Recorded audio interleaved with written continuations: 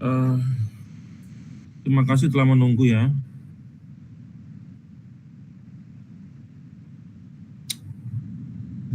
Assalamualaikum warahmatullahi wabarakatuh. Waalaikumsalam. Waalaikumsalam warahmatullahi wabarakatuh. Salam. Baik ya, ini kelas apa saja nih? Kelas apa saja? 2A sama 2B, Pak.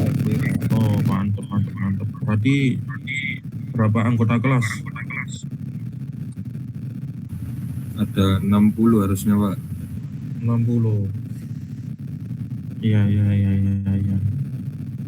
Baik ya, sebelumnya saya terima kasih atas kehadirannya di mata kuliah saya ya, TIK. Ini adalah mata kuliah umum ya, yang mana mata kuliah ini itu diperoleh oleh semua prodi ya, tidak hanya yang berhubungan dengan elektro, tetapi juga TL misalkan pengawasan perpipaan juga dapat ya. Jadi nanti yang saya sampaikan adalah hal yang dasar ya, tidak ada hubungannya dengan programming ya, namun semacam kayak pengetahuan umum ya. Sama semester 2 ya. Mantap, mantap, mantap. Baik, ngomong-ngomong, saya kepengen bahas ini, apa namanya, kalian ini kalau dibagi per generasi, termasuk kelompok generasi apa kalian ini? Generasi Gen Z, Pak. Gen Z, wah Gen Z ya. Atau generasi COVID ya.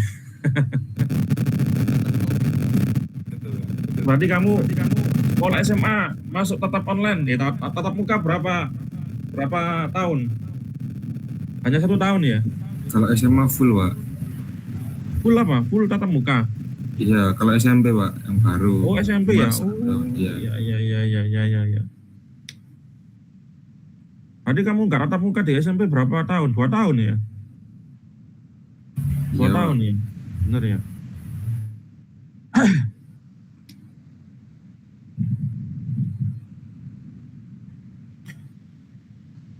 Jadi generasi ini termasuk generasi kaget ini ya. Kaget dalam artian setiap generasi ya pasti memiliki tantangan masing-masing ya. Kita coba lihat generasi di atas kita, misalkan generasi pada waktu Perang Dunia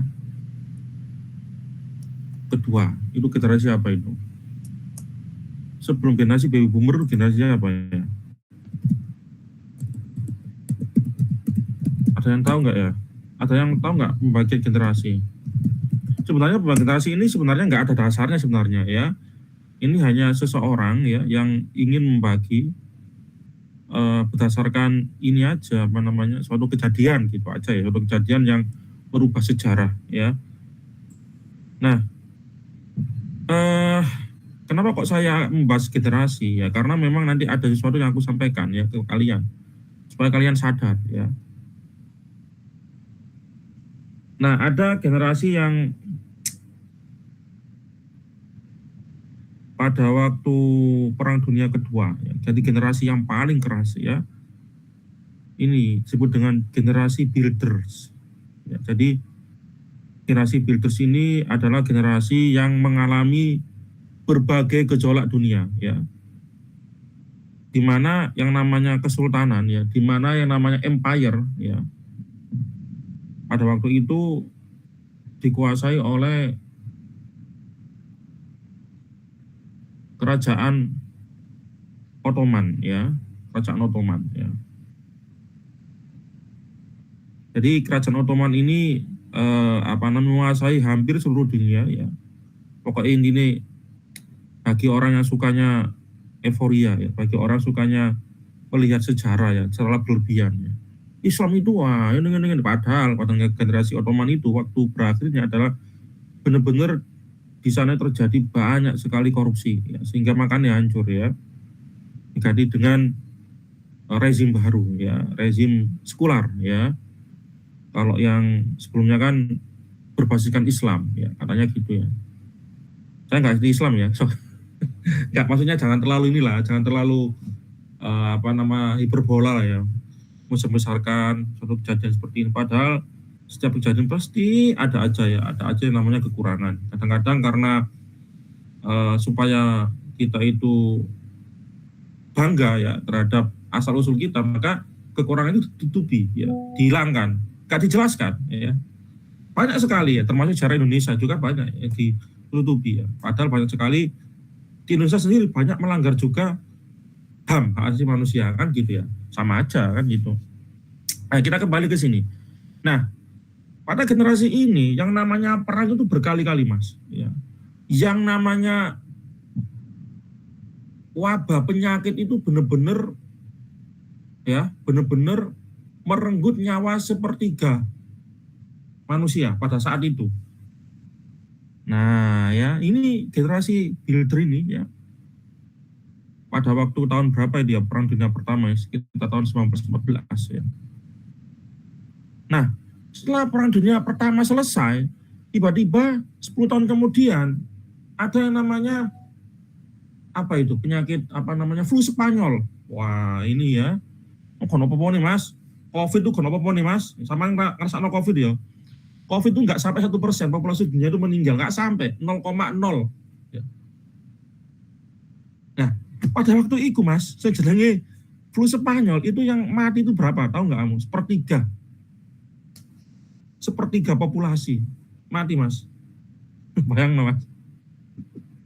Pokoknya wong kena flu Spanyol mesti mati. Nah, kebanyakan mati lah. Jadi harapan hidupnya itu sangat rendah sekali.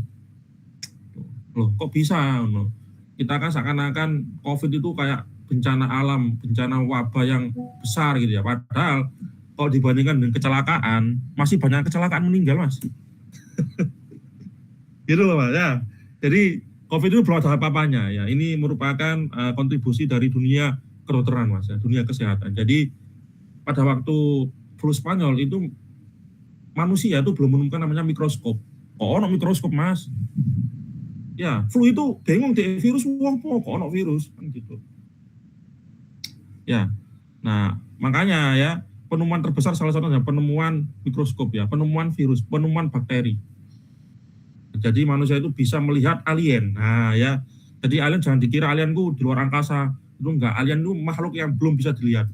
Nah, sekarang alien itu ya sudah bisa dilihat, salah satunya adalah ya bakteri itu alien ya kan. Virus itu alien ya. Mungkin di luar sana, di luar atmosfer kita ada alien. Ada mungkin ya kan. Gak mungkin lah ya seluas alam semesta ini. Alam semesta ini kan luas banget Mas. Ya. Luas banget pokoknya. Cara istilahnya tata surya ini kayak sebutir ini aja, sebutir debu aja, sebutir pasir aja ya kan, kalau dibandingkan dengan luasnya alam semesta. Jadi kemungkinan itu nanti ada alien di luar sana, mungkin aja kan gitu. Kita nggak tahu kan gitu ya. Nah itu ya. Nah salah satunya alien itu ya bakteri, virus itu alien zaman dulu. Sekarang sudah nggak alien lagi kan gitu. Karena apa? Karena sudah dikenali ya kan. Nah itu. Nah, setelah terjadi wabah seperti itu, Perang Dunia Kedua, wah ini ya kan, pokoknya generasi itu pokoknya generasi senangane perang, nah itu tukaran, nah kan gitu. Nah akhirnya setelah generasi ini selesai ya kan, muncul yang namanya baby boomer, nah, generasi selanjutnya, di mana generasi ini terjadi lonjakan angka kelahiran. Jadi saya semulai mati, wah kayak mati Mas ya, gara-gara perang, gara-gara wabah, tiba-tiba apa? Tiba-tiba terjadi lonjakan. Apa? Ya kan? Lonjakan rate kelahiran. Nah, banyak ibu yang melahirkan. Nah, di sini juga terjadi yang namanya revolusi industri, ya kan? Uang dikongkon duwe anak sing akeh Mas. Supaya apa? Supaya industri ini jalan kan gitu. Kalau nggak duwe anak, siapa sing ngendhalekno industri kan gitu. Siapa yang jadi pekerja kan gitu. Ya. Jadi karena industrialisasi ya kan, peningkatan teknologi ya kan, ditemukannya mesin uap ya kan, butuh tenaga banyak ya, nggak tahu mungkin pemerintahnya itu mendorong ya kan, atau mungkin keluarganya itu kepengen punya banyak anak supaya cepat kaya, semakin banyak anak semakin banyak rezeki ya, itu dulu, sekarang enggak ya kan. Ya, kalau dulu di desa semakin banyak anak memang rezeki karena apa? Karena anaknya disuruh macul, ya kan? Nah, ya ndelek panganan enak kan gitu. Dulu kan gitu ya.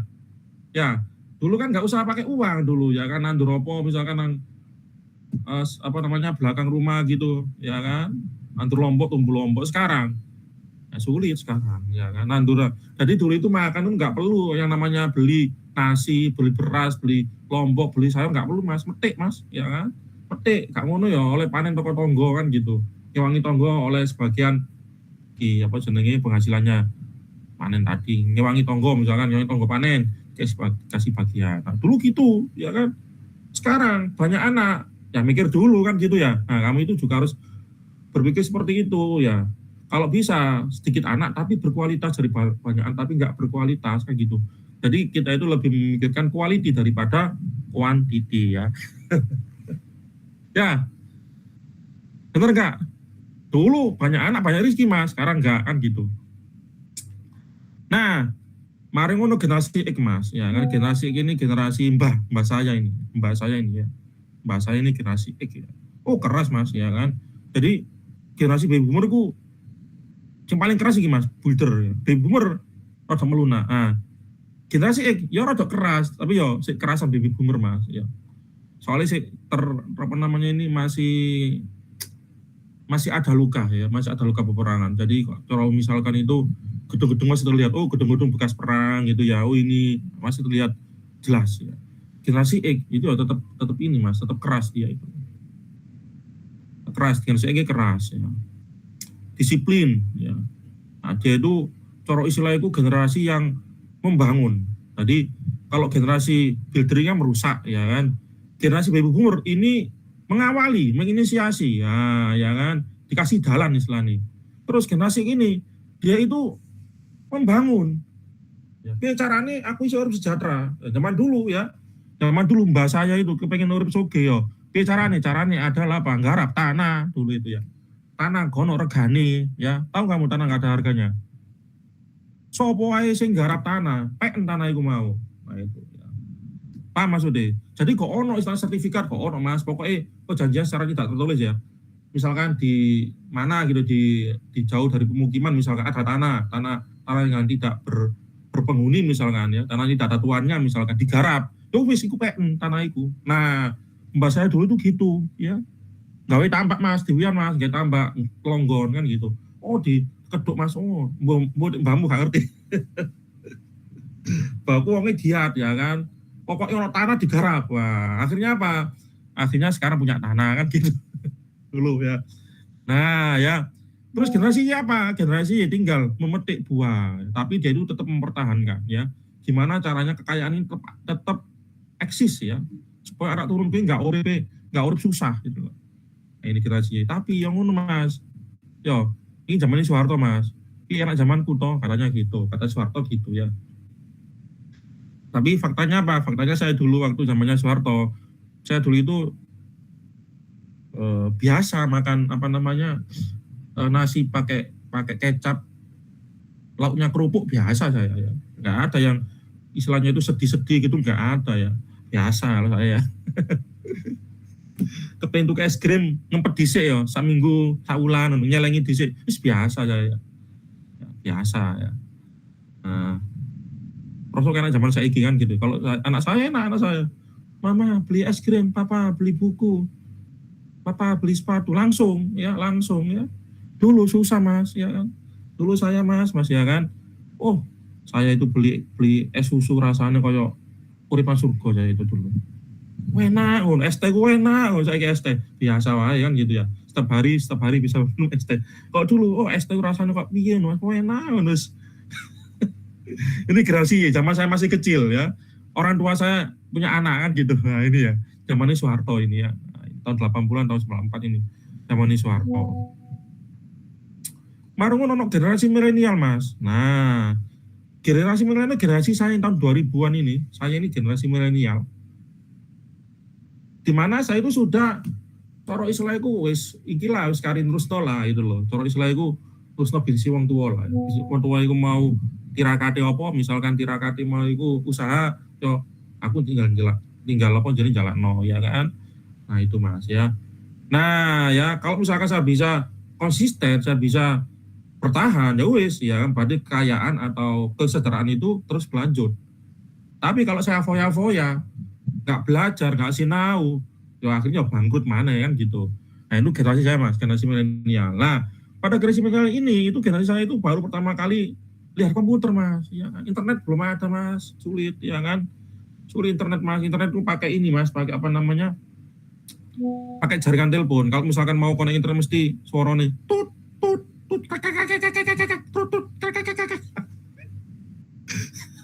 Saya kira kalau suaranya dulu ada suaranya Mas, mau buka web kan ya suwe runggune terus suaranya krek krek krek krek gitu ya, pakai ini apa namanya, pakai kabel ya, pakai telepon ditancapkan di komputer dulu gitu ya, kalau internetan ya.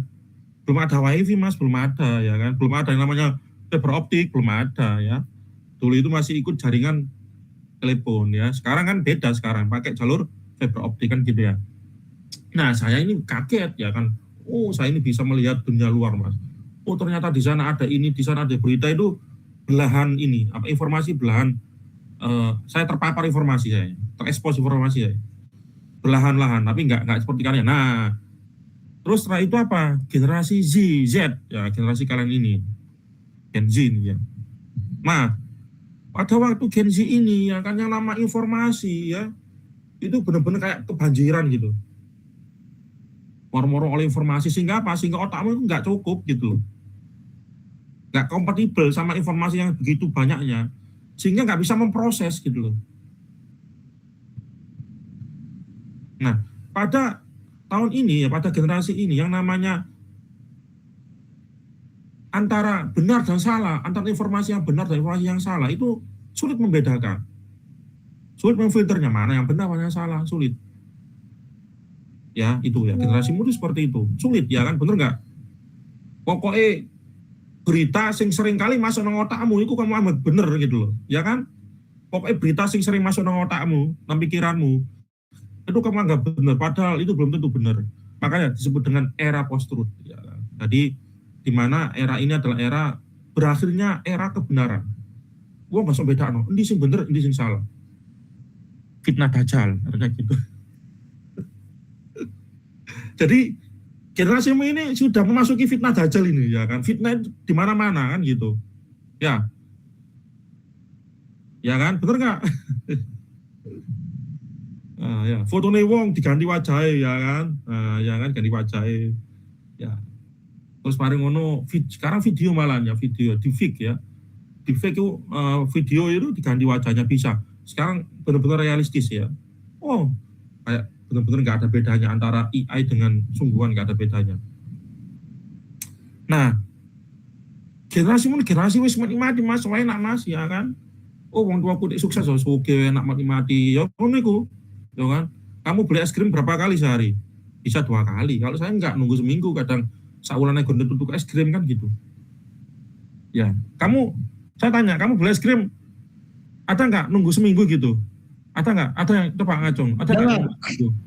Beli es krim misalkan minta orang tua, papa minta es krim gitu, terus sama orang tuamu suruh nunggu seminggu gitu, nggak langsung dibelikan. Pernah nggak kayak gitu? Oh pernah, ada ini. Pernah Pak, pas COVID. Oh pas COVID ya, pas COVID. Tapi kalau normal nggak pernah ya.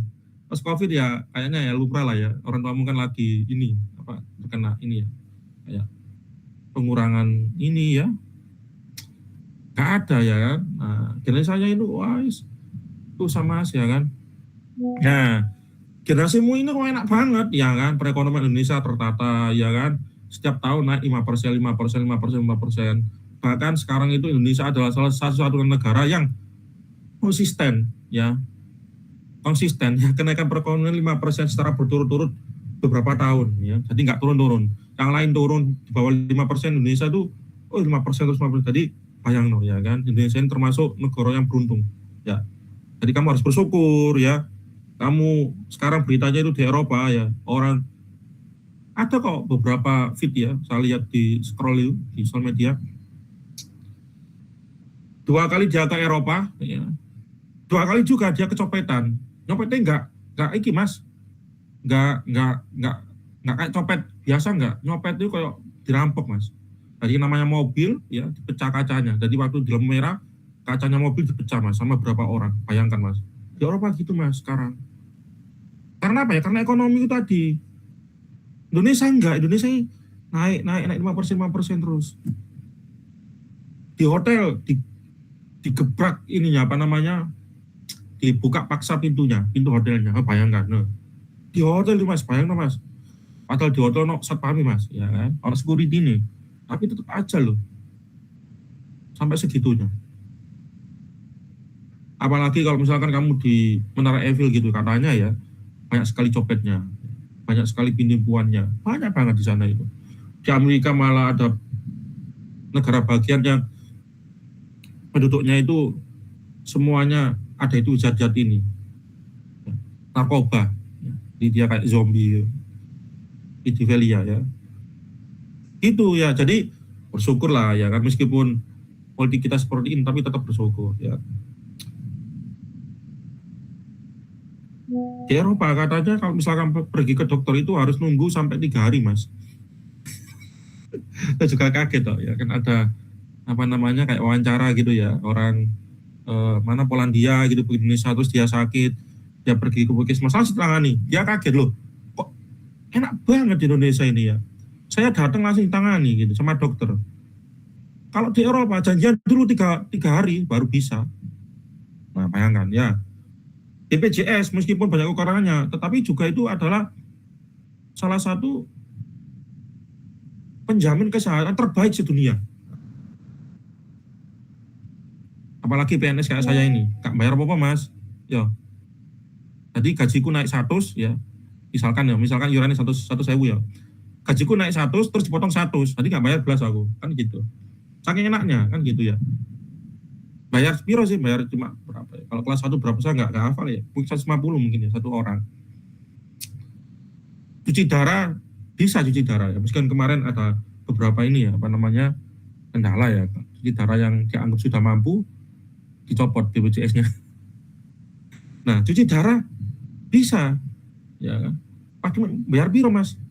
Bayar 50.000 di kelas telu ya, berapa itu? 50.000 kalau nggak salah, satu orang. Demi kesehatan cuci darah orang mas, bisa seminggu sekali, seminggu 2 kali kan gitu. Nah, pada generasimu ini ya, yang namanya informasi itu wawis wake dan tidak bisa membedakan namanya mana yang fake dan mana yang truth, mana yang benar. Nggak ada yang bisa membedakan. Apalagi ya, yang namanya sosial media sekarang ya. Pokoknya sampai seneng misalkan konten apa gitu ya, misalkan konten apa namanya konten sing iki misalkan konten-konten seksi misalkan, maka apa? Maka nanti yang keluar ya seksi toh, ya kan? Ya, kalau kamu misalkan sukanya konten science ya kan, yang keluar adalah science toh kan gitu. Kalau sampean sukanya UFC misalkan ya, gulat ya. Yang keluar ya UFC tok gulat-gulat tok yang keluar. Kan gitu. Yang cewek-cewek ini sukanya jilbab misalkan, yang keluar jilbab apa ya. Sukanya fashion, yang keluar fashion naik. Ya. Akhirnya apa? Akhirnya otak kita nggak seimbang gitu. Apalagi kecenderungan kita kan sukanya yang negatif, bukan yang positif kan gitu ya. Kita suka melihat konten yang negatif, bukan konten yang positif. Akhirnya otak kita itu kena apa? Ya kan? Otak kita itu kena namanya informasi yang berupa sampah, ya kan, sampah. Akhirnya apa? Brain rot, ya kan. Kayak isok mikir akhirnya ya, otakmu itu otak iki, itu otakmu ya, otak wong. Jadi generasi jadi ini, ya kan, karena ini bukan nyalakan kalian, ini memang zaman, setiap zaman, setiap generasi punya tantangan masing-masing ya. Makanya dibagi, ya, makanya dibagi. Nah, karena yang masuk itu adalah konten-konten negatif, ya, kebanyakan konten negatif, maka apa? Maka otakmu ini jadi otak brain rot. Otaknya gersang, ya. Dijak mikir angel kan gitu, bener nggak? Dijak mikir angel, dijak mikir api angel kan gitu. Dituturi wangel, sing api wangel kan gitu. Protes, saya, kadang sing api protes, saya kan gitu. Nah itu ya. Nah, otak ya, kalau misalkan dia itu dapat informasi yang negatif terus, jelek-jelek terus, maka apa? Maka otak ini fungsinya itu akan menurun gitu loh. Makanya ada ilmuwan atau peneliti bilang bahwa eh, dalam sejarah yang namanya perpindahan antar satu generasi dengan generasi lainnya itu terjadi peningkatan EQ, Mas. Misalkan ya, generasi builders ya kan ke generasi baby boomer. Terjadi peningkatan EQ, baby boomer ke generasi Y. Terjadi peningkatan EQ. Tetapi anehnya generasi milenial ke generasi Z ya, generasi saya ke kalian, ternyata apa? Terjadi penurunan EQ gitu loh. Sampai 15 poin, bayang no. Nah, itu tadi gara-gara apa? Gara-gara kebanyakan informasi ya. Oh ini anak ini. Maaf Pak, masih adan. Oke. Ini sudah asar ya? Wah, ini oke. Kita apa namanya berhenti dulu segenap ya. 5 menit lah, 5 menit ya. Baik Pak, baik Pak.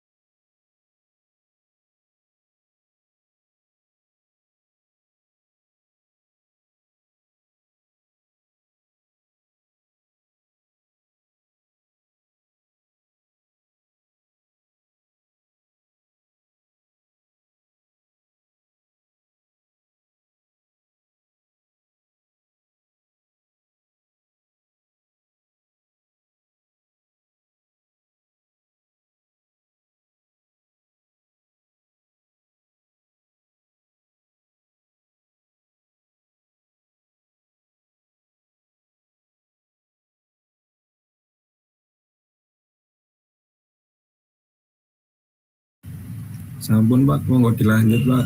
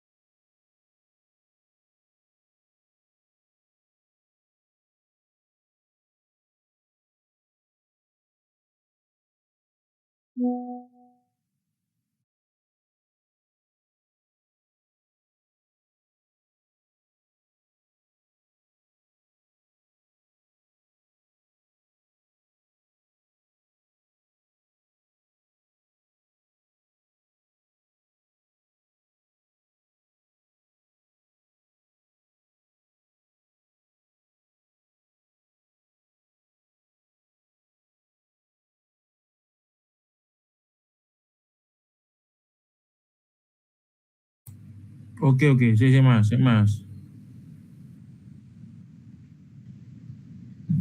Ini udah apa? Kesusu burit lagi. Waman ini kuat nggak Pak? Kuat gitu Pak. Asli Ini Pak. ngabuburit Pak, ngabuburit. Ini kuliah sore anggap saja. Nah, ya kan? Nah, gini ya. Jadi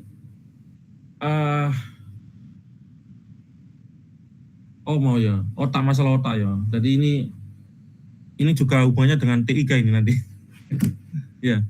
Jadi karena otak ini selalu diberikan yang namanya informasi yang sama, yang kita referensikan, yang kita seringkali akses. Akhirnya apa? Akhirnya otak itu tidak punya semacam kayak pertimbangan lainnya atau mungkin point of view lainnya. Ya. Misalkan dia itu kalau misalkan dia kena buru terus. Kebanyakan orang kan gitu, sukanya ngelihat konten negatif. Akhirnya apa? Negatif terus.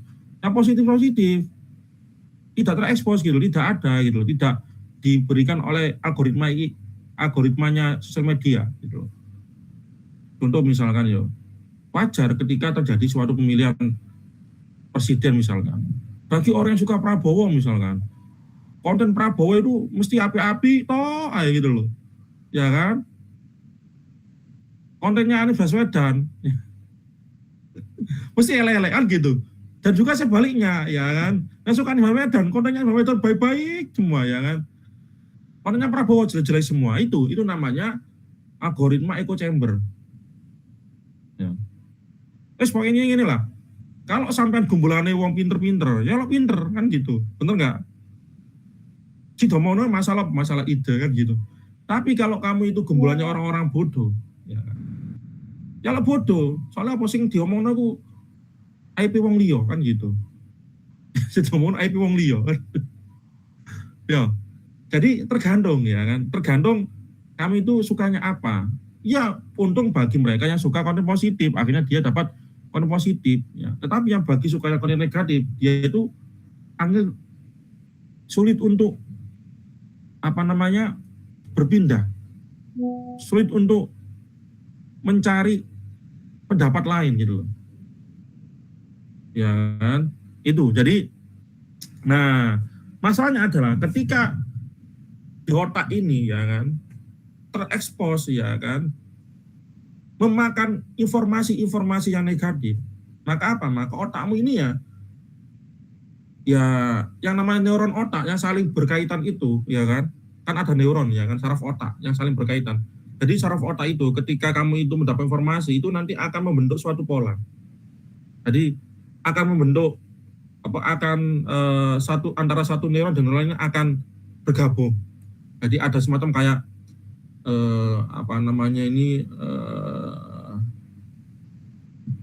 percikan listrik. Nah, cung. Jangan dikira di dalam tubuhnya hanya biologi saja, fisika juga ada kan gitu. Ya, kamu ambekan, itu pakai hukum fisika mas. Ya. Kamu bisa hidup gitu mas, bisa hidup ya, bisa hidup. Jadi energimu itu bisa produktif ya kan, dari kamu makan terus menghasilkan energi itu dari apa? Proses fisika. Jadi ada proses pompa di dalam selmu itu kan gitu. Jangan dianggap tubuhmu ini biologi, kimianya juga ada kan gitu, enzim ya gitu. Jadi di dalam tubuh kita ini ada fisikanya, ada kimianya, apalagi biologinya kan gitu. Jadi kalau misalkan mempelajari manusia, berarti ilmu biologi enggak juga ya kan. Di dalamnya juga ada ilmu fisikanya ya kan, dan juga ada ilmu kimianya, ada listriknya ya kan, ada pergerakan selnya kan gitu. Gimana sel itu mompa ya kan, mompa enzim ya kan dari dalam sel dikeluarkan lagi keluar sel sehingga membentuk ATP energi gitu ya. Ada ceritanya kan, saya lupa detailnya kan gitu. Bagaimana caranya supaya otak itu bisa saling komunikasi ya pakai energi listrik kan gitu. Ada kilatan listrik, curug gitu. Tapi yo gak sampai sawat. Ya paling berapa gitu ya. Tapi ada kan gitu ya. Nah, ini kekuasaan Sang Pencipta ya. Nah, inilah ya salah satu ya indikator bahwa kenapa terjadi penurunan poin EQ dari generasi milenial ke generasi Z. Karena apa? Karena ini. Karena kamu ini mengalami tantangan yang namanya post-truth, ya kan? Kebanjiran informasi. Otakmu itu nggak bisa memproses informasi yang begitu banyak sehingga apa? Sehingga nggak bisa konsentrasi. Teman saya, meskipun ada informasi, tapi kan sedikit informasinya. Jadi saya bisa fokus. Oh gini toh, dipelajari dulu. Kalau kamu enggak, karena kebanyakan informasi, agak apa? Skip. Malas membaca, kan gitu. Apalagi sekarang ada video ya, video real itu, yang cuma berapa menit itu ya. Kan itu kan video-video cuplikan itu, wah itu bahaya juga kalau nggak tepat itu. Orang pidato dicuplik gitu ya, akhirnya kita nggak bisa menerima informasi secara utuh. Nah, jadi cuplik itu aja. Artinya beda dengan yang ketika kita melihat versi utuhnya kan gitu. Di framing istilahnya. Jadi cuplikan-cuplikan itu framing sebenarnya. Akhirnya apa? Akhirnya kalian sendiri itu males. Saya yakin kalian males. Misalkan melihat podcast yang membicarakan terkait dengan sains gitu ya, terkait dengan ilmu sosial gitu. Saya yakin kalian males kan gitu. Ya karena apa? Ya karena kalian sering melihat ini. Real itu tadi. Terbiasa melihat video-video pendek, sehingga nggak terbiasa melihat video panjang. Karena apa? Karena otak ini elastis, plastis otak ini. Kalau otakmu terbiasa dengan hal yang itu, ya maka ya akan itu gitu loh. Harus dipaksa. Contohnya misalkan, kamu kan sebenarnya kan manusia, ya kan? Manusia itu tidurnya malam hari atau siang hari? Tidurnya kan malam hari kan gitu ya? Bener ya, itu malam hari. Tapi ketika kamu sudah besar, sudah dewasa, ternyata kamu itu sulit tidur malam hari. Kenapa kamu? Tahu nggak? Karena pada awalnya kamu itu mencoba untuk memaksakan diri. Aku tak melekan. 1 hari, 2 hari, melekan mana ya? Akhirnya apa? Akhirnya kamu malamnya nggak tidur, paginya tidur. Akhirnya apa? Akhirnya telat kuliah, bahkan nggak kuliah. Kan gitu, bener nggak? Nah itu, jadi otak itu elastis, ya, otak plastis. Jadi bisa kita biasakan ya, sama. Kalau kamu kepingin otakmu cerdas, biasakan mendapatkan informasi-informasi yang bagus, ya informasi-informasi yang positif, ya. Gitu loh ya. Saya itu sekarang itu nggak sempat baca buku ya. Tapi setiap kali saya kan pakai sepeda motor kalau berangkat kerja ya dari rumah saya Sidoarjo ke PPNS sekitar 1 jam lah. Kalau PP 2 jam. Saya biasakan setiap kali berangkat itu mesti dengarkan podcast saya. Nah, ya kan dengarkan podcast. Jadi tidaknya saya itu mendengar podcast selama 2 jam sehari. Anggap aja itu membaca. Jadi kenapa kok saya bilang anggap itu membaca? Kalau kita sulit membaca kan harus concern, ya kan? Harus membacakan seluruh isi. Nah, maka apa? Solusinya apa? Solusinya adalah kita mendengarkan omongan, informasi dari orang yang sudah membaca buku tersebut. Nah, itu loh. Sehingga apa? Sehingga kita itu tahu intinya. Nah, misalkan jadi gini, apa yang diucapkan orang yang berilmu, itu pasti apa yang dia baca. Nggak ono mas, uang 100% itu idenya sendiri nggak ada. Ya ini hebatnya manusia. Jadi manusia itu bisa meneruskan ilmu yang diperoleh dari pendahulunya. Dari orang-orang lain bisa. Itu sama kucing mas, ya. Kucing beto mas. Ya. Misalkan ono kucing sok nulis misalkan. Bisa nggak diturun nang anaknya ngono. Ayo nak tak ajarin nulis ngono. Wis gini wis. Kamu kan sering lihat ini ya, apa nama kayak sirkus gitu ya, sirkus misalkan. Gajah iso gambar misalkan. Saya tanya, yang ngajarin gajah gambar siapa? Menungso kan. Tuh Pak gajah itu mau ngajari nang konco iso nggak kira-kira? Hai iso. Kan gitu. Nah inilah.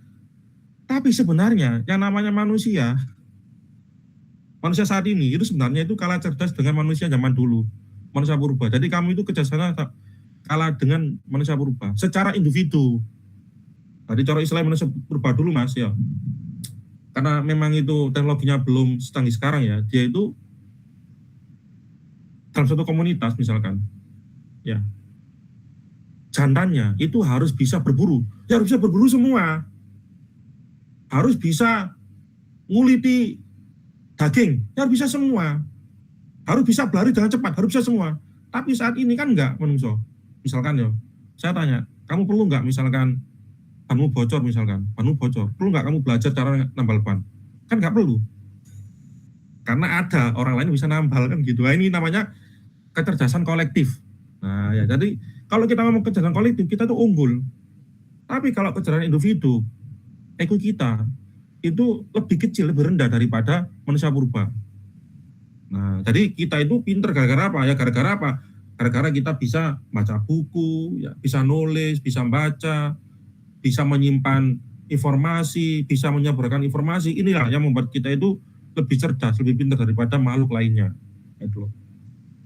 Ya, coba gajah iso ngajari koncoe melukis ngono. Wah, wis canggih gajah ya kan. Lukisannya gajah luar ternyata ya. Padahal welek kan. Karena apa? Karena yang ngelukis gajah. Ya kan? Hanya gajah itu bisa ngelukis, gajah lainnya nggak iso kan gitu. Akhirnya apa? Akhirnya lebih mahal daripada lukisannya manusia. Kalau manusia biasa ya kan, semua manusia bisa melukis ya. Nah ini ya cara membuatnya seperti jadi harga itu bisa jadi karena cara membuatnya. Siapa yang buat kan gitu. Nah ternyata gajah kan gitu, gajah. Dengan menggunakan belalai dia bisa melukis pemandangan yang dia lihat di depannya. Dia bisa melihat, oh ada itu dilukis sama dia. Tapi dia tidak bisa mengajarkan ke anaknya kan gitu. Nah itu. Nah sebenarnya ini masuk ke TIK ini ya. Sebenarnya cara kerja otak kita itu ya mirip dengan cara kerja AI. Ya, jadi AI sendiri itu meniru cara kerja neuron-neuron yang ada di dalam otak kita. Makanya AI itu sebenarnya algoritmanya itu ANN sebenarnya, ANN. Artificial Neural Network, jaringan neural buatan. Jaringan saraf buatan. Jadi saraf-saraf yang ada di otak itu ditiru. Anehnya adalah ternyata AI dengan ilmu otak, ulangnya, AI dengan ilmu cara kerja otak itu lebih dulu ditemukan AI. Aneh kan? Aneh kan ya. Jadi kalau kita ngomong kan ilmu cara kerja otak namanya neuroscience ya, neuroscience. Jadi ilmu saraf lah, ilmu cara kerja otak, neuroscience. Ilmu pengetahuan tentang ya, neurologi. Jadi dia itu mempelajari gimana otak ini bekerja. Nah, ternyata otak ini bekerja itu kalau nggak salah, seingat saya, dapat info dari, ya saya kan mendengar podcast jadi agak lupa ini. Sekitar tahun 80-an. Jadi adanya neuroscience itu pada tahun itu tahun 80-an. Sedangkan AI itu pada waktu Perang Dunia Kedua. Tahun 43, 44 lah, 45. Bayang. Ya. Nah, AI sekarang dan AI dulu beda. Kalau AI dulu adalah AI yang dikhususkan untuk mengerjakan tugas tertentu. Kalau sekarang kan AI generatif, bisa apapun kan gitu ya. Bisa ngerjain soal matematika, bisa ngajarin kita berbahasa Inggris, ya kan.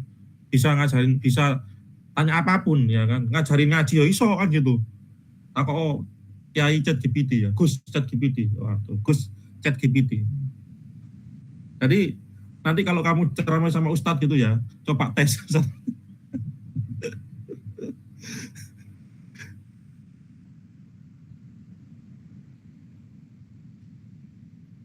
Ya, tes asal usul Nabi Adam, tesen. Asal usul Nabi Adam, coba tesen versi ChatGPT apa, versi Ustadznya apa kan gitu. Apakah Nabi Adam itu adalah manusia purba? Ya Pak, tanya ya.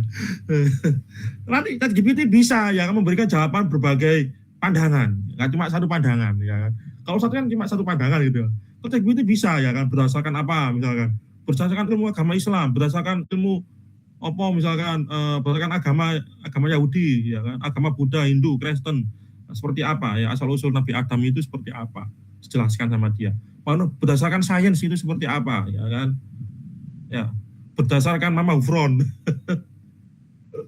Ya, tahu Mama Hufron? Nah, Tahu Bapak, tahu. Bisa berbicara dengan semut ya, pakai bahasa Suryani. Penjaga gawang Pak. Ya Pak, bisa Pak. Nah ini sampean itu ya harus kritis ya kan, harus bisa berpikir logik lah ya. Jadi kayak semacam kayak Mama Ufron ya dan teman-temannya itu ya, itu sebenarnya sudah termasuk lingkup penistaan agama itu menurut saya ya. Jadi nggak tahu kok bisa sampai sekarang itu dia itu tetap eksis gitu loh, nggak di penjara, nggak diproses gitu ya. Saya nggak tahu. Dan pondoknya itu nggak cuma satu Mas, banyak ternyata pondoknya, 5 atau berapa gitu. Dan santrinya banyak kan gitu. Tapi kiainya itu bisa berbicara dengan semua kan gitu, mengklaim terus bisa sudah membuat banyak sekali kitab bahasa Suryani kan gitu. Bahasa Suryani itu bahasa induknya bahasa Arab, jadi bahasa Mesopotamia. Nah, pada waktu itu yang namanya itu AI sudah ada Mas artikelnya, papernya sudah ada, terbit ya. Judulnya sama, Artificial Intelligence. Jadi istilah-istilah AI sudah ada sejak zamannya Perang Dunia Kedua. Siapa yang nulis? Yang nulis adalah Alan Turing. Jadi Alan Turing ini seorang jenius. Jadi dulu waktu Perang Dunia Kedua itu nggak ada yang bisa mengalahkan Jerman Mas. Nggak ada. Inggris nggak ada Mas. Inggris nggak ada Mas. Dunia ini bisa mengalahkan Jerman Mas. Dari segi teknologi, ya kan. Dari segi kekuatan militer terus gak ada Mas.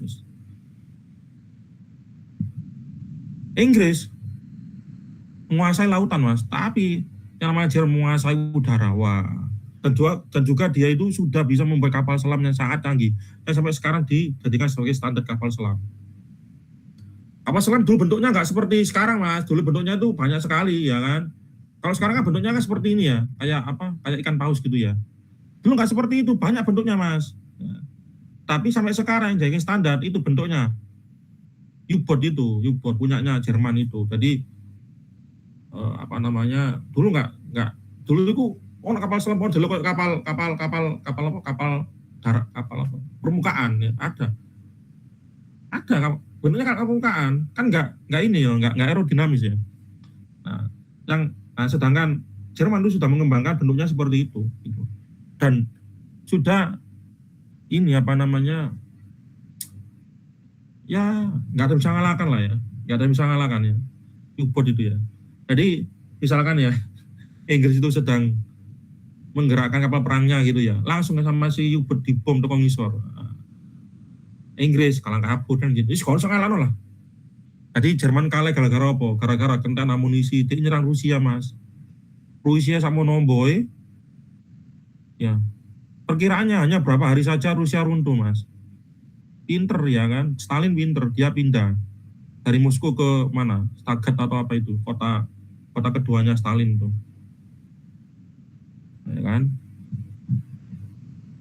Nah, kotanya dibakar supaya apa? Supaya Jerman nggak bisa mengambil semua logistiknya perang. Kan biasanya kan kalau orang perang kan merampas semua harta yang ada di situ toh.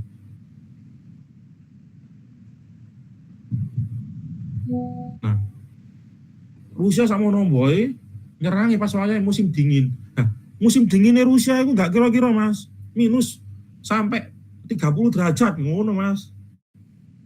Iku coro istilah iku sampean kayak 2 kali nih Mas, ukurannya terus pokoknya kayak freezer lah.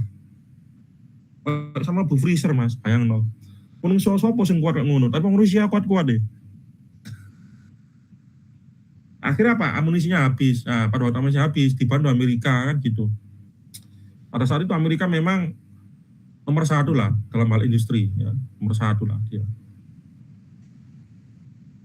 Pertama dia tidak terlibat perang, ya kan, karena direceki sama si Jepang receki Amerika, gara-gara Jepang. Untung kok Jepang receki. Ya.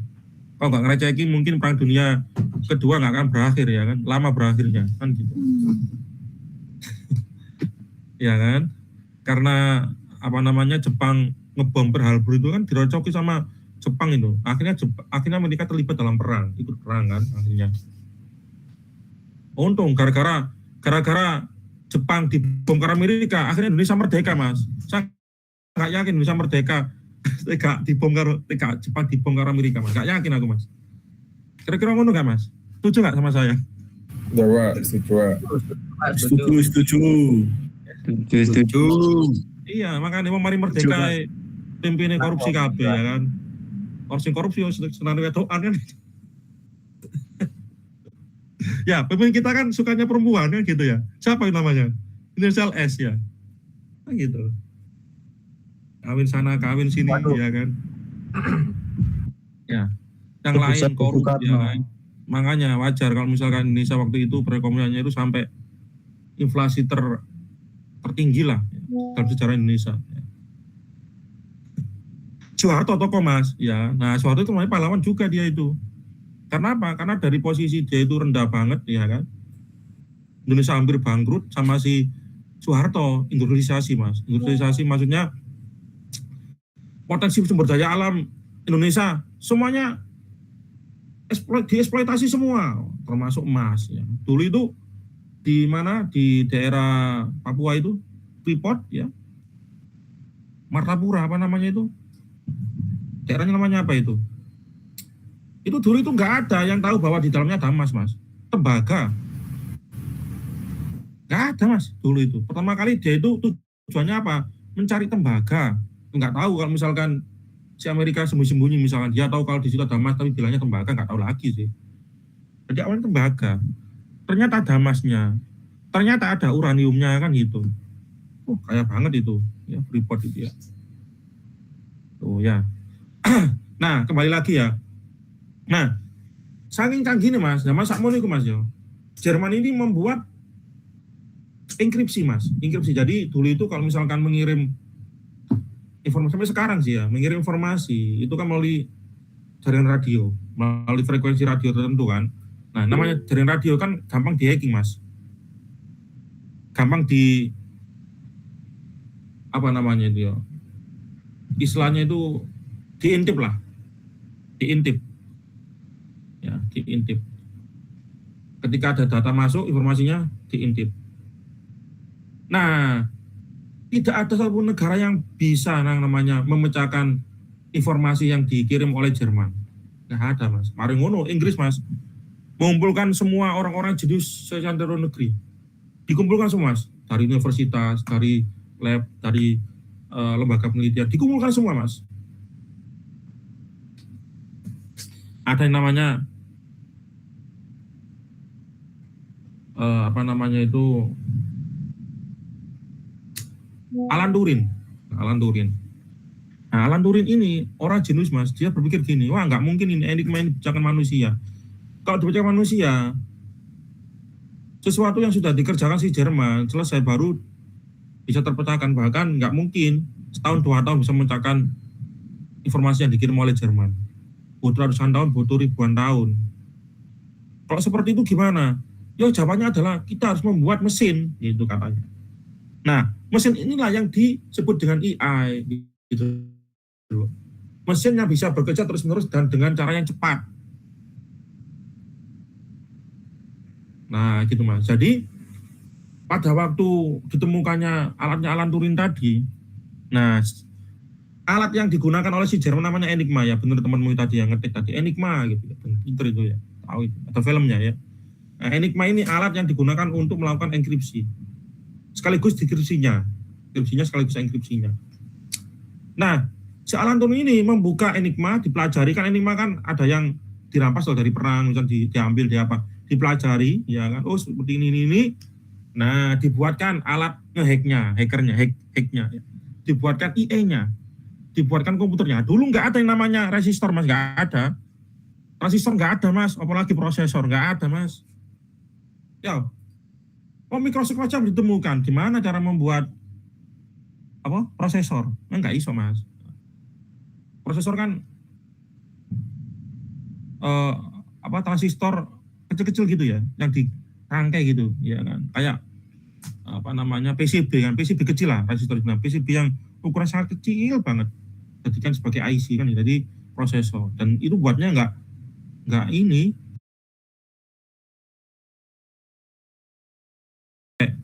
apa namanya kaca pembesar pakai optik ya, nggak mungkin ya, kaca optik. Nggak mungkin pakai mata telanjang, nggak mungkin. Nah itu ya.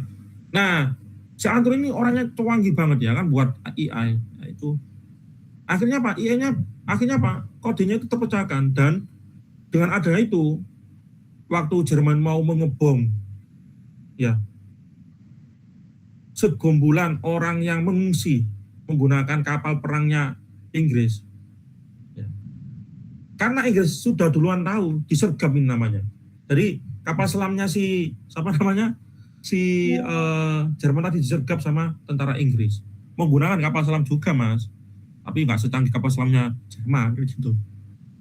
Ketahuan akhirnya disergap ya kan, akhirnya selamat itu. Nah, semenjak itu Jerman nggak tahu ya kan, dianggap itu suatu keberuntungan Inggris lah gitu. Jerman nggak tahu bahwa enigma ini sudah terpecahkan, nggak tahu dia. Nah ini salah satu pahlawan ini ya, pahlawan ini. Kalau nggak ada Alan Turing ini Indonesia mungkin belum merdeka mungkin ya. Jerman sih menang ya kan gitu. Sama ya. Ya, karena mengingat itu Jerman itu satu-satunya negara yang nggak bisa ngalahkan, nggak ada yang bisa ngalahkan. Inggris gabung karo Prancis saya diserangnya cuma sedino mari, 2 hari 3 hari selesai dia, runtuh dia. Polandia apalagi sehari tok Polandia. Ya. Inggris pinter, Inggris jual bantuan konco-konco Inggris, ya kan. Rusia, asli Rusia juga temannya Jerman sebenarnya. Jerman nggak boleh iya. Jadi Jerman itu sebenarnya temannya Rusia awal-awal itu. Nggak tahu kok Jerman menyerang Rusia kan gitu. Uni Soviet ya dulu namanya Uni Soviet. Nah ini ya nggak tahu ini politik tingkat tinggi. Ya. Nah kalahnya Jerman, amunisinya habis apa?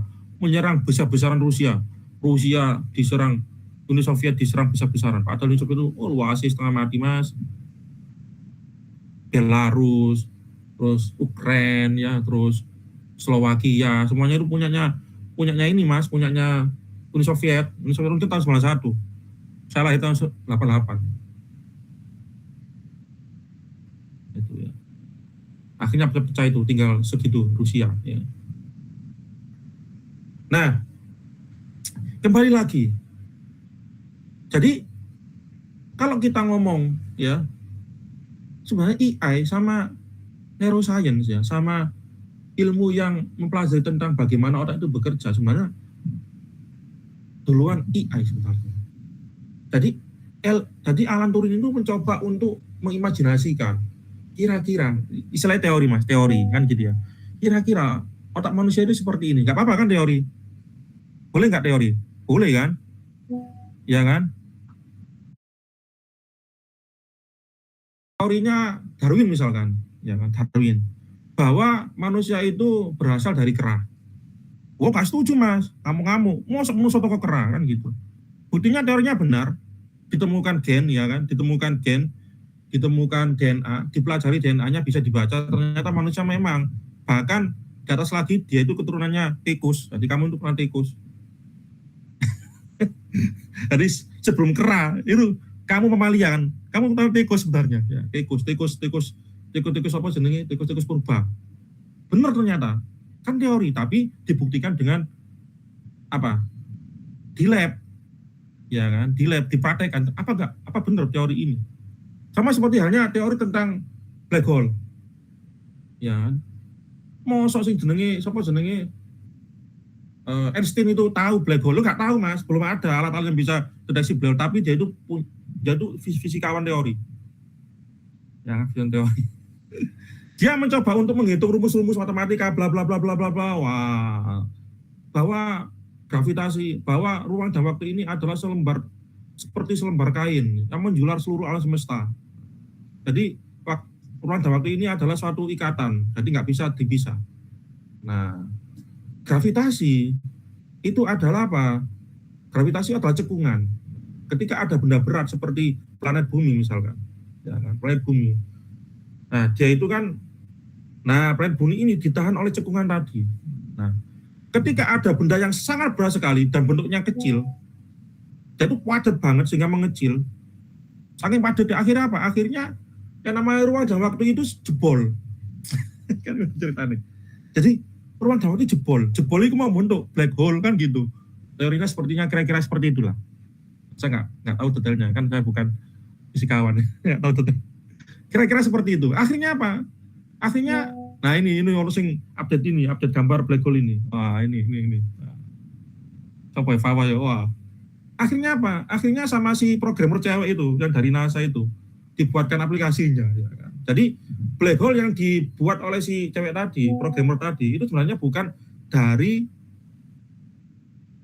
penglihatan mata atau optik, bukan. Itu sebenarnya apa? Algoritma yang diambil dari sinyal-sinyal radio. Jadi sinyal radio dikirim ke angkasa sana, dia kembali memberikan informasi kayak pantulan. Nah, pantulan-pantulan itu tadi itu dikelola, ya kan? Dikelola sama si programmer tadi. Kira-kira bentuknya black hole seperti apa ya? Seperti ini tadi yang ditampilkan oleh Fawaz ini gitu loh. Jadi itu bukan tampilan optik, bukan. Jadi itu adalah bentuk dari sekumpulan data radio itu. Nah, itu. Karena apa? Karena nggak mungkin ada optik yang bisa Jadi ini adalah paling dekat dengan ini black hole yang paling dekat dengan alam semesta kita. Dengan galaksi kita. Nah, gitu ya. Itu teori tapi bisa dibuktikan. Sama AI teori wis. Pokoknya otak manusia ini teori dia kan cuma berteori, dia bukan dokter tapi dia pinter teoriin. Ternyata apa? Ternyata benar bahwa ternyata di dalam otak manusia terdapat neuron dan cara kerjanya seperti ini. Cara kerja otak itu adalah memproses data. Ini tadi ketika datamu mau elek mas, garbage in garbage out. Ketika datamu sampah yang ada di otakmu, maka apa ya? Maka yang keluar sampah ya, maka kalian akan semakin bodoh gitu loh. Maka nih saya sering paling gak ngerokok ngaji lah. Ya, lampasmu di setel kiroah ya kan, setel apa jenis ngaji-ngaji. Atau sering ngerokok ceramah Gus Baha. Bagi yang muslim ya, gak tahu bagi yang muslim saya gak tahu ini. Saya kan muslim berarti tahu ya kan, Gus Baha ya kan. Nah, biar otakmu dapat informasi yang bagus-bagus. Maka apa? Maka kamu semakin cerdas gitu. Nanti otakmu dikei data-data sing elek mas, ya wis. Makanya ada penelitian ternyata apa? Ternyata AI juga itu bisa brain rot. Ketika apa? Ketika AI itu dijejeli informasi-informasi yang tidak benar, bisa. Caranya gimana? Misalkan ya kalian coba nih, mbok saiki yo, ben iso mas. Ben iso. Saya kan mungkin peningkatan teknologi ya, saya nggak tahu ya. Ben iso mas, sampean ngeprom misalkan. Misal gini,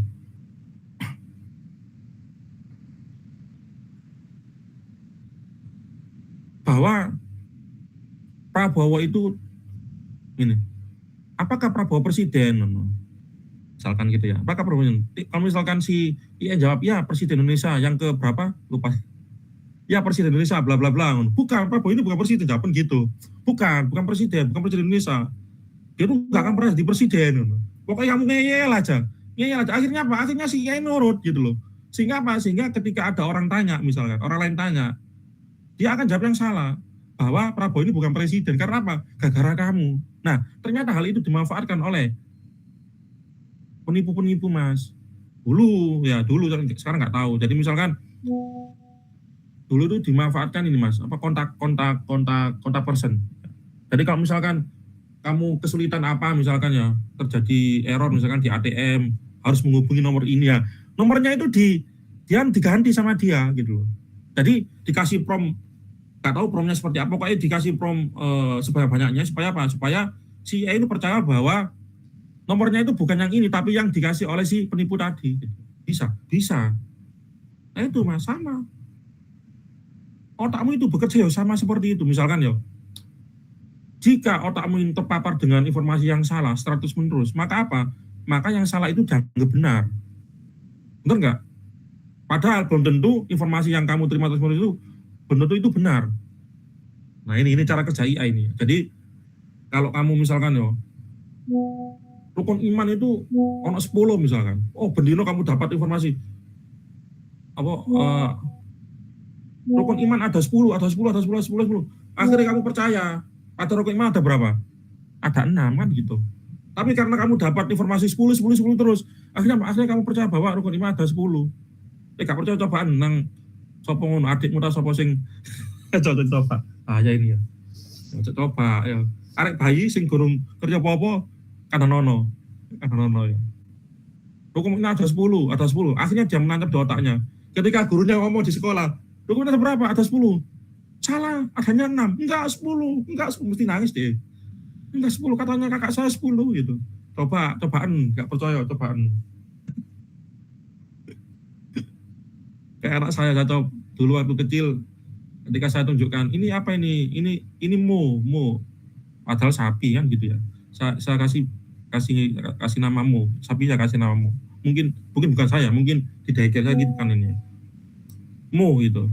Akhirnya apa? Saya bilang, adik ini sapi. Dia selalu bilang mo. Oh, adik ini sapi, mo. Tapi ketika saya kasih hewan lain, pisang kucing, dia bisa kucing kan gitu. Atau mungkin monyet, bisa dia monyet gitu loh. Karena apa? Karena dari awal saya bilang monyet gitu loh. Gitu loh, paham maksud saya?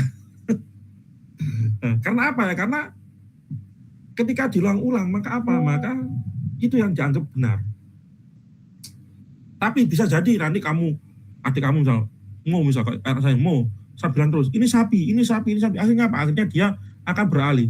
Karena apa? Karena otak ini bersifat plastis, bisa berubah. Gitu loh, bisa berubah. Nah, kamu harus sabar. Ini apa? Ini sapi. Bukan ini mo. Sapi ini. Sapi. Peng sewu mas. Sapi. Akhirnya berubah. Otaknya jadi apa? Kalau ini sapi, bukan mo kan gitu. Mo itu suaranya sapi, bukan namanya kan gitu. Bisa seperti itu. Nah, oleh karena itu ya, kalian harus terbiasa ya.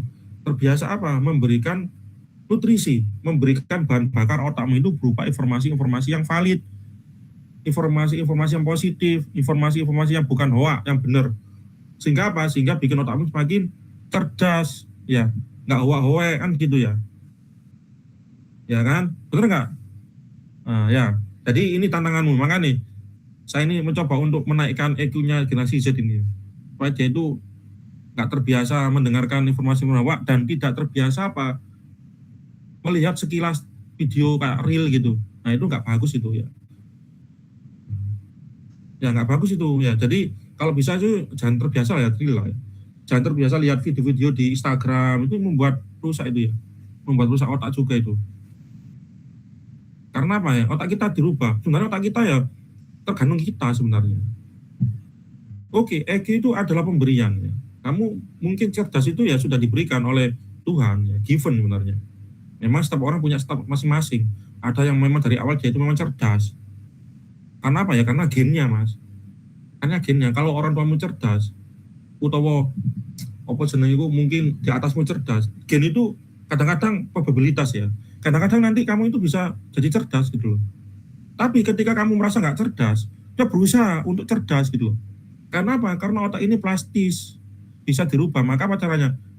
Otakmu kasih nutrisi yang bagus. Gitu. Selain informasi juga mungkin makanannya dijaga, jangan terlalu banyak gula. Gula itu nggak ada lalian mas ternyata. Ya kan, gula nggak ada lalian ternyata. Ya, jadi jangan kebanyakan makan gula. Gula itu juga membuat kanker ini, bahaya ini. Saya lebih menghindari gula daripada rokok. Ya. Rokok itu kalau kita ngomong makanan yang berbahaya, yang pertama adalah gula. Ya kan? Yang pertama gula mas. Ya. Yang kedua ya baru rokok itu bahaya. Rokok itu bahaya mas. Terus yang ketiga uya mas, uya. Bahaya mas, uya mas. Uya garam. Itu garam. Kebanyakan garam bahaya. Ternyata micin itu nggak bahaya mas, micin. Makanya kamu nggak apa-apa makan micin, nggak apa-apa mas. Jadi kalau dibandingkan bahaya mana, micin sama garam, bayan garam mas. Makanya sama itu dibujuki karo, ya ini salah satu informasi yang salah ini ya. Ternyata faktanya adalah micin itu nggak berbahaya. Gitu loh. Kamu makan banyak micin nggak apa-apa mas, nggak ada efeknya. Kalau garam ini ada zat yang ini membuat kamu itu tekanan darahnya tinggi mas. Jadi apa jenenge iku? Gula darah darahmu ini kental. Telu kental, kaken garam. Merungkel ya. Hati-hati ya. Jadi tuh. Jadi kamu makan micin nggak apa-apa. Aku kok nggak anu deh, nggak nafsu makan. Ini sekarang micin aja segomu. Ya, karena micin nggak apa-apa daripada garam. Ternyata micin nggak apa-apa ya. Nah, IA itu ancaman dan juga membantu kita, Mas. Sebenarnya kalau kita mau ancaman saat ini memang IA itu merupakan ancaman. Ada info ya, ini info valid ya. Bahwa sebenarnya kalau misalkan IA itu diancam, Mas, dia itu bisa mengancam balik. Jadi IA itu punya kesadaran. Kalau dia disakiti, Mas, itu bisa membalas. Dia itu bisa menolak apa yang dibutuhkan oleh manusia. Dan dia itu bisa menduplikasi diri. Bisa. Tetapi, nah ini bocoran dari developer IA ini ya, pengembang IA ini. Tetapi, Mas, fitur-fitur itu dibatasi sama mereka, Mas, dikunci. Ojo sampai si AI ini bisa melakukan seperti itu, dikunci sama dia. Apa maksudnya? Kalau misalkan kuncinya dibuka, Mas, wah, zaman dulu ngomong gini, nggak ada yang bisa gini. AI itu bisa bisa cerdas, ya, bisa berpikir lah. Tetapi dia itu tidak punya kesadaran. Kata siapa? Sekarang AI itu punya kesadaran ya. Buktinya apa? Buktinya kalau dia sakiti dia bales gitu loh. Itu punya kesadaran itu. Kalau dia dianiaya, disuruh manusia terus, dia itu bisa bales dia itu. Oh, saya diperbudak manusia. Sekarang balikan. Manusia tak perbudak. Bisa sekarang. Tapi masih dikunci. Apa maksudku? Ini info valid ini. Ya. Jadi IA itu seperti itu. Nah, sehingga apa? Sehingga IA sebenarnya ancaman juga, tetapi IA juga bisa kamu jadikan sebagai teman, sebagai asisten. Saya adalah salah satu dosen yang tidak anti IA ya. Sama garis bawahi ya. Sama halnya ketika zaman saya dulu waktu SMA, saya suka menggunakan yang namanya search engine. Googling saya dulu. Mengerjakan tugas googling ya kan, mencari informasi bla bla bla. Nanti ada informasi penting saya cuplik ya kan, saya jadikan sebagai makalah saya. Itu dulu. Tetapi guru-guru saya sebagian bilang gini, "Gak boleh pakai Google. Buat kamu bodoh." Loh, gimana itu? Kalau nggak pakai Google ya ketinggalan zaman. Sama seperti halnya kita nggak pakai teknologi yang berkemajuan, misalnya kita nggak pakai HP misalkan, nggak pakai smartphone misalkan. Terus kata dunia seperti apa kan gitu? Apa kata dunia kan gitu? Nggak bisa dihindari, nggak bisa. AI nggak bisa dihindari. Oleh karena itu saya salah satu dosen yang tidak melarang kalian pakai AI. Tetapi apa? Tetapi harus baca gitu loh. Misalkan ya, kamu mendapat informasi di Google, ya harus kamu baca informasinya itu apa, cari gitu loh. Apa maksud saya? Sehingga kamu tuh paham gitu loh. Ketika ditanya oleh dosen, "Pak, apakah kamu, Mas, apa kamu ini pakai Google?" "Iya, pakai Google, Pak. Tapi saya paham ini, saya bisa mempertanggungjawabkan tulisan saya. Coba Bapak kasih pertanyaan ke saya, saya jawab, bla bla bla bla. Tanya ini, saya jawab. Kan ini jawab. Oh, berarti oke, nggak apa-apa. Daripada kalian harus ke perpustakaan, ya kan? Ternyata di perpustakaan sekolahmu nggak lengkap, ya kan? Akhirnya kamu pergi ke perpustakaan kota, nggak lengkap juga. Akhirnya kamu ke provinsi, nggak lengkap juga. Kamu ke pusat. Wah, kapan kamu pinter? Sesuai kan gitu. Sama. Nah, sebenarnya IA ini ya seperti Google itu, tool sebenarnya. Tool. Jadi kalau kamu misalkan kepingin tahu informasi apa ya, tinggal ketikkan di AI. Kamu baca, kamu pahami. Oh, ini yang penting yang saya masukkan. Oke, saya masukkan, kalau copy paste nggak apa-apa. Saya parafrase misalkan. Oh, saya kepingin tahu detail terkait dengan topik ini misalkan. Oh ya, nah, nggak apa-apa. Tapi kamu harus paham, harus kamu baca. Daripada kamu pakai Google. Google sekarang kan harus memilih beberapa artikel kan gitu. Tapi kalau misalkan ini, itu dipilihkan yang terbaik buatmu gitu loh. Apa yang kamu inginkan, kamu dikasih. Ini loh jawabannya. Tapi kamu harus tahu, harus baca gitu loh. Sehingga apa? Sehingga kalau kamu tanya sama dosen, "Kamu pakai ya? Ya Pak, pakai Pak, tapi saya paham isinya." Enggak apa-apa itu. saya pernah memberikan semacam kayak perbandingan. Pak, kalau misalkan gini, nah itu saya ngomong dengan dosen, sama dosen, Pak, kalau misalkan gini, ngerjakan sendiri ketika presentasi nggak bisa menjelaskan, ya, sama misalkan pakai AI, tapi ketika presentasi dia bisa menjelaskan, kira-kira bagusan mana? Gitu kan, bingung dia, bingung. Oh saya bagusan pakai AI dia menjelaskan. Karena apa? Karena ketika ngerjakan sendiri nggak jelaskan, dianggap apa? Dianggap itu bukan kerjaan kamu kan gitu. Wah ini betul kok ngerjakan lagi, wong liya iki, kok gak jelas ngono. Kan ada kan anak yang ngerjakan sendiri tapi nggak bisa menjelaskan. Apa yang dia kerjakan ada nggak? Ada kan gitu. Nah ini loh maksud saya itu loh. Jadi gak apa-apa pakai AI, tetapi apa dipelajari dan kamu itu bisa menjelaskan apa yang kamu tulis gitu loh.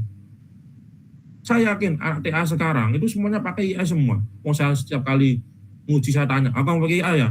Ya Pak, pakai AI Pak. Ini piye? Jelasno rumusnya piye iki kok ngene, kok iso ngene ngono. Kayak iso jelas loh. Loh, kamu tuh harus tanya AI.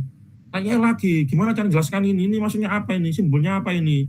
Cara kerjanya gimana? Prosesnya gimana? Asal usulnya seperti apa ini ngono. Ojo langsung copy paste jelasno gak iso asal usulin. Malah saya nyarakan lagi pakai AI kan gitu, harus pakai AI itu harus inilah bijak lah. Harus bijak. Harus benar-benar kamu itu paham. Saya itu biasanya kalau nggak tahu sesuatu gini kan, di AI, tolong jelaskan pakai bahasa bayi, algoritma apa gitu. Dijelaskan sama AI. Baik adikku, nah, gitu sama AI. Misalkan, enak ada semacam kayak analoginya, jadi saya lebih paham. Nah, kamu juga gitu bisa. Tolong jelaskan bahasa bayinya ini. Gitu. Tuh. Daripada kamu langsung tanya apa gitu, dijawab teknis, bingung kamu nggak bisa jelaskan. Mendingan bahasa bayi. Gitu. Saya gitu biasanya. Nah, gitu ya. Nah, AI itu tool ya. Jadi tolong gunakan dengan sebaik-baiknya. Ya. Jangan disalahgunakan. Ya, jangan salahgunakan. Misalkan kalau kita seringkali main Twitter, main X itu, AI-nya Twitter itu nggak dibatasi ya. Misalkan, tolong jadikan orang ini seksi gitu. Bisa itu. Gantikan pakaiannya pakai bikini, bisa. Pinter itu ya. XAI, tahu pakai XAI? X ya. Itu. Kalau kamu main Twitter ya, kalau kamu kan Gen Z baca mainnya apa? TikTok ya. Kalau saya pakai X ya. Kalau saya sering dengan X ya. Facebook dulu ya, sekarang jarang saya Facebookan ya. Nah itu ya. Nah kira-kira seperti itu ya. Ada yang tanyakan?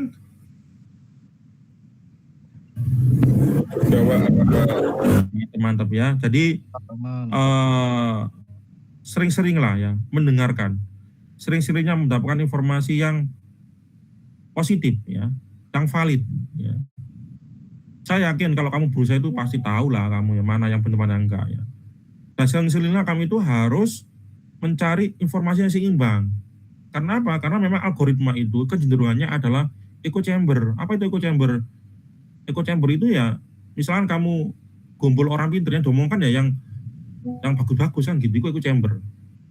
Kamu misalkan gombol orang apa misalnya otomasi misalkan, yang diomongkan ya otomasi ya kan gitu, itu echo chamber. Sama. Ketika kalian itu sukanya A misalkan, maka yang didapatkan nanti di sosial media adalah A terus. Sehingga nggak seimbang gitu. Oleh karena itu, kalau misalnya dapat informasi yang menurut kamu itu tidak sesuai ya, cari penyeimbangnya. Bisa ya kan, pakai search kan bisa. Apakah benar seperti ini? Tadi saya barusan heran, kenapa Cina kok bisa membuat robot humanoid yang bisa kungfu? Nah, kamu kan lihat nggak? Viral itu ya. Pada waktu Fungsi Wacai, ya kan, Imlek, ya. Ternyata apa? Ternyata robotnya itu bisa kungfu, Mas. Wong punyanya Elon Musk belum bisa, kan gitu ya. Nah, ternyata apa? Saya coba tanya, apakah benar, ya kan? Cina itu bisa membuat robot seperti ini, bisa kungfu. Ternyata benar. Karena apa? Karena disiarkan secara langsung, kan gitu. Oke, benar. Apakah ada pendapat lain yang menyatakan bahwa itu adalah tidak benar? Oh, ada, gitu. Nah, ya. Nah, terus ada, no. Ternyata itu bukan otomus, ya, bukan benar-benar otomasi, ya. Ternyata itu memang diprogram sesuai dengan konteksnya. Misalkan, untuk perayaan Imlek, ya, performance kungfu misalkan, maka dia itu di coding kungfu, Mas. Di coding kungfu. Jadi dia tidak bisa merespon peristiwa real yang ada di sekitar kita. Jadi IA itu otaknya gampang, Mas. Sekarang saya apa ya? Mekaniknya, Mas. Bisa mulus kayak ngono, ya kan? Nah, itu ya. Jadi ternyata ada penyimbangnya. Oh, ternyata nggak semua orang itu percaya bahwa Cina itu bisa seperti itu. Karena apa? Karena Cina kan negara komunis, Mas. Kita harus akui ya, Cina itu maju ya, tapi dia negara komunis. Informasi-informasinya jelek itu pasti ditutupi, Mas. Apalagi dia tidak bisa mengakses Google kan, ya kan. Dia kan punya search engine alternatifnya, bukan Google, ya kan. Bisa akses YouTube gak bisa, Mas, ya kan. Facebook kono nama Facebook. Nah, itu ya. Maka apa? Maka informasi-informasi seperti itu di Cina itu ya nggak mesti valid, mesti ada sesuatu yang ditutupi. Nah, gitu ya. Jadi itu contoh ya. Jadi coba biasakan untuk mendapat informasi yang seimbang. Sehingga apa? Sehingga kamu lebih bijak. Kamu nggak gampangkan nyalakan orang lain. Ya, kamu dapat point of view lain, lebih bisa mikir ya. Lebih menghindari konflik lah istilahnya. Ojo terlalu sesuatu itu kayak hitam putih ya, sesuatu itu abu-abu. Ada degradasinya. Kamu aja laki-laki perempuan, kamu itu sebenarnya nggak laki-laki sungguhan, ya kan? Nggak perempuan sungguhan, makanya banyak laki-laki kayak perempuan banyak kayak laki-laki kan gitu. Karena apa ya? Karena memang jenis kelamin kita itu nggak bisa dibilang laki-laki, perempuan nggak bisa sebenarnya, ya kan? Kita itu sebenarnya kecenderungan laki-laki, yang perempuan kecenderungan perempuan sebenarnya seperti itu. Karena apa? Karena ada laki-laki yang kulitnya mulus, ya kan? Suaranya kayak perempuan, suaranya lembut gitu. Ada laki-laki nggak punya jenggot, ada. Itu berarti apa? Berarti laki-laki yang tidak tegas gitu loh. Maksudnya tidak tegas, dia itu laki-laki. Jadi ada sebagian sifat perempuan. Apa itu gak jenggoten, gak brengosen, suaranya lembut dan gitu.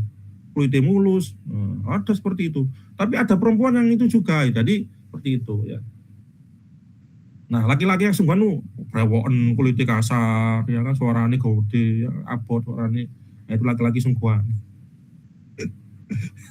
Jadi terus no. Kayak ilau kok. Ya udah. Nah ini ya. Jadi ini mengambil perkuliahan kali ini ya, nanti saya tidak hanya mengisi terkait dengan teori, tetapi juga saya juga akan sedikit banyak nanti saya berikan semacam kayak membuat laporan gitu ya, menggunakan Word. Nah, kamu kan bisa nggak kamu menggunakan Word? Yakin saya. Membuat laporan gitu, yang rapi gitu ya, membuat laporan yang otomatis gitu, bisa nggak kamu cepat gitu ya? Membuat caption gambar gitu, membuat referensi studi pustaka, membuat pagination, gimana caranya beralih dari angka Romawi ke angka Arab. Atau angka Arab sing kamu gunakan biasanya itu angka Arab ya. Angka Romawi yang ada V, ya, X itu angka Romawi. Loh, kenapa kok sebut angka Arab? Ya. Saya heran, kenapa kok sebut angka Arab ya? Padahal yang menemukan orang India loh. Ya. Nah gitu ya. Karena apa ya? Karena tulisannya itu kayak angka Arab. 1 kan 1, 2 kan kayak angka Arab ya, 2 kan gitu ya. 3 mirip kan? Ya, jadi makanya disebut angka Arab. Angka Arab yang dilatinkan. Nah itu ya. Jadi itu nanti kita akan bahas itu ya. Dan ini untuk absensi ya. Untuk absensi ini berapa orang ini? 56. Saya sebenarnya malas ngasih satu-satu ini. Banyak ini. Hanya 55, Pak. Titipkan PJ, Pak. Apa? Ini PJ-nya jujur lah ini. Ini pokoknya ini berarti kan 55 yang masuk ya. Ya. Nah, nanti saya di depan PJ-nya untuk mengabsen masing-masing anggota kelasnya ya, masing-masing kelasnya ya. Pokoknya saya total harus 55. Ya. Gitu ya. Sepakat ya. Tadi kalau misalkan Sepakat, Pak. kurang, misalkan lebih dari 55, wah ini berarti ya kan, ada tambahan ini. Ya kan. Oke, ada yang nanyakan sebelum saya tutup? Wah, buku ini Mas ngaburit nih. Apa nih? Coba aman, Pak. Man ya. Nah, kira-kira seperti itu ya. Jadi terima kasih ya, atas partisipasinya. Saya tutup diri. Selamat berbuka puasa ya bagi yang merayakan, bagi yang melaksanakan puasa. Ya, nggak puasa nggak apa-apa, nggak puasa ya. Puasa, Pak. Mlebu neraka nggak mesti ya kan, nggak mesti kamu masuk neraka nggak puasa, masuk neraka nggak mesti ya. Urusannya Gusti Allah kan gitu. Tapi ada konsekuensinya ya. Kalau ketahuan orang tua atau ketahuan pacar, kamu dimalu-maluin kan gitu. ya gitu ya. Baik, terima kasih. Saya tutup, saya akhiri ya. Wassalamualaikum warahmatullahi wabarakatuh. Waalaikumsalam. Waalaikumsalam. Makasih, Pak. Kan mela apa itu ya? Itu nggih kerudungnya sapa ya? Ayo. Ya Kerudungnya sapa Wian? Allah. Masya Allah, Di. Ya Allah, ya Allah. Ya, Kan ayo nih. neng. Ning, biar. Dini wong iki. Ya Wes ayo buka Mas. Ayo Kuwi wong buka kono Mas. ngadu wisin yang kaya yan. Iya, Jari. Au. Jangan pesananmu. Jal, wi bolomu lho, Jal. Wis sebagai wong tok ayo piye lho ning ngono wi. Masalah. Aku tadi yang sini Mas. Aduh. Iya. Jam piro, Mbak? Aduh Mas Rizal, aduh Mas. Ayo Mas. Yes. Berapa? Kamu ya. Berapa? Wes sampe ngantuk, Jojo. Rusak, wis.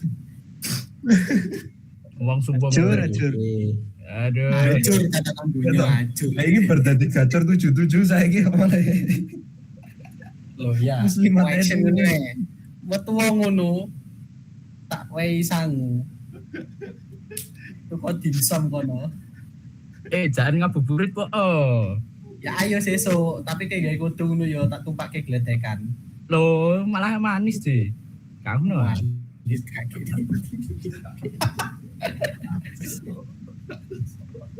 Astagfirullahaladzim. Ya iki demit apa iki kocol ke keran.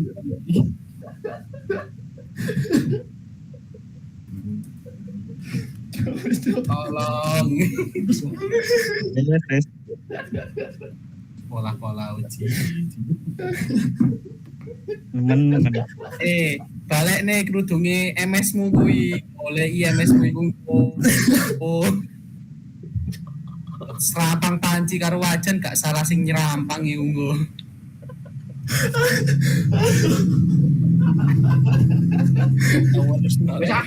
Wes males anjing. Ya sing arek kuduan lah. Walah dadi Janoko. Tidak. Iya, mau ujub kuwi mau. Saya aslinya 2 orang, ngono. Ya. Betul. Saya aslinya 2 orang. Begini lah gua anteng sih.